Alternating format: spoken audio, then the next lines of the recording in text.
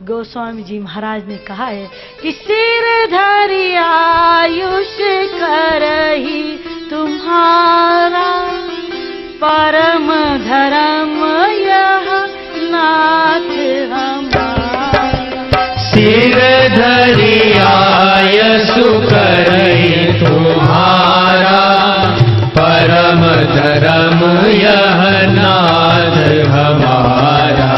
राम नमामि नमामि नमामि, राम नमामि नमामि नमामि।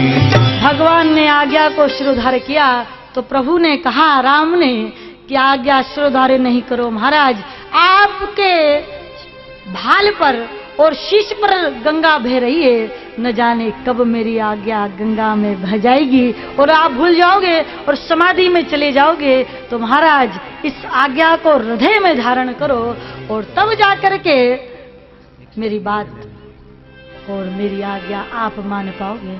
तो जो आज्ञा कहा और सप्त ऋषियों को परीक्षा लेने के लिए भेजा कि जाओ पार्वती की परीक्षा लेकर के आओ कि यह पास हो रही है या नहीं, नहीं तो फिर तुरंत भवानी के समान हो जाए तो फिर तीसरा ब्याह करना पड़ेगा। इसलिए काम पक्का होना चाहिए।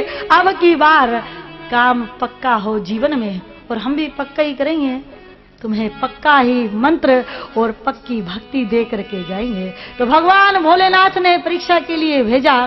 सप्तऋषि ने कहा कि विष्णु इतना सुंदर है देवी, जो सदैव सर्वोपरि है, देवलोक में इतना स्वरूप सुंदर है, तुम कहाँ दिगंबरधारी उस ओगड़ बाबा के यहाँ ब्याह करने का सोच रही हो। तो पार्वती ने कहा कि महाराज क्षमा करियो, मैं हिमाचल की बेटी जो ठहरी और उस पहाड़ की बेटी होने के कारण मेरे अंदर बुद्धि नहीं है महाराज कि मैं तर्क वितर्क आपसे कर सकूं। मैंने जो धारण कर लिया है वही मुझे प्राप्त करना है और मेरे मन में कोई भाव नहीं।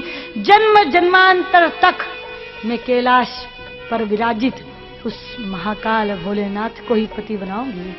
जैसे ही सुना सप्तऋषि ने तो भगवान भोलेनाथ के पास गए कि महाराज काम पक्को है, कच्चा को कोई काम नहीं है। तो बोलो महाकाल महाराज की जय। और जैसे ही सुना भगवान भोलेनाथ ने माँ पार्वती के प्रेम और नेम की गाथा को सुनते ही समाधि में चले गए बाबा। तुरंत समाधि चले, एक क्षण भी देर नहीं करते भगवान की प्रतीक्षा करें।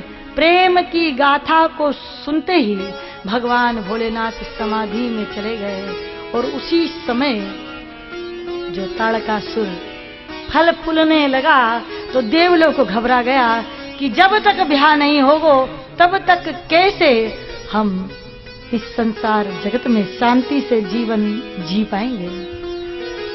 तो कामदेव को बुलाया जाता है और कामदेव से कहा जाता है कि जाओ महाराज, तुम्हारे एक काम करनो है।